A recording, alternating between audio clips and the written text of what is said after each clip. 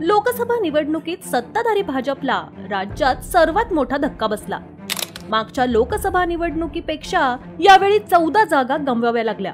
त्यामुळे या पराभवाचं मंथन आणि आगामी विधानसभा निवडणुकीच्या दृष्टीने भाजप पक्षश्रेष्ठींच्या नेतृत्वात दिल्लीत महत्त्वाची बैठक पार पडली।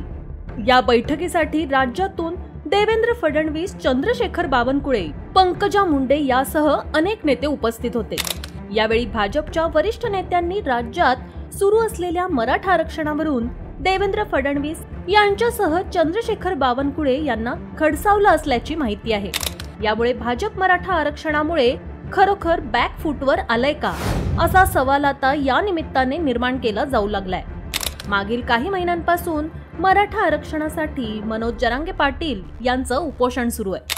काही मागण्या मान्य केल्यात, परंतु सगळे सोयऱ्यांची अंमलबजावणी व्हावी यासाठी मनोज जरांगे पाटील अडून बसले आहेत। यातच सरकार मराठा आरक्षणाबाबत सकारात्मक असल्याचं सांगत आहे, परंतु त्यावर काहीही उपाययोजना करताना दिसत नाहीये। यामुळे लोकसभा निवडणुकीच्या आधी सरकारच्या विरोधात मराठा समाजाचा प्रचंड रोष दिसून आला। याचा फटका देखील भाजपला निवडणुकीमध्ये बसला। यातच आता पुढील काही महिन्यात राज्यात विधानसभा निवडणुका होत आहेत। त्याच अनुषंगाने दिल्लीत राज्यातील भाजपच्या नेत्यांना बोलवण्यात आलं। यामध्ये देवेंद्र फडणवीस, चंद्रशेखर बावनकुळे, पंकजा मुंडे, पियुष गोयल, आशिष शेलार, सुधीर मुनगंटीवार, चंद्रकांत पाटील हे दिल्लीत दाखल झाले। सूत्रांनी दिलेल्या माहितीनुसार या बैठकीत महाराष्ट्रात महायुतीला लोकसभेमध्ये अनपेक्षित यश न मिळण्याच्या गोष्टींवर चर्चा झालीच नाही। मात्र घटक पक्षाचा भाजपला किती फायदा झाला यावर देखील मंथन करण्यात आलं। तसेच या निवडणुकीत झालेल्या अपयशाची जबाबदारी स्वीकारत राजीनामा देण्याच्या देवेंद्र फडणवीस यांच्या इच्छेवर चर्चा झाली।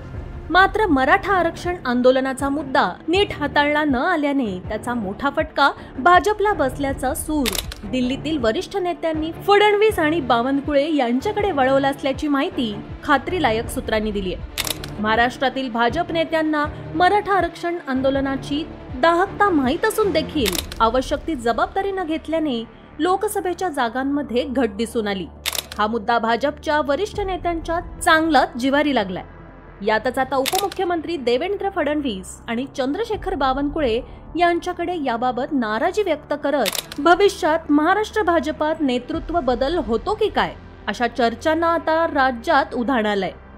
तुम्हाला या व्हिडिओबाबत काय वाटतं ते कमेंट करून नक्की सांगा आणि अशाच व्हिडिओसाठी आमच्या पॉलिटिकल महाराष्ट्र पेजला लाईक करा, फॉलो करा, सबस्क्राईब करा। धन्यवाद।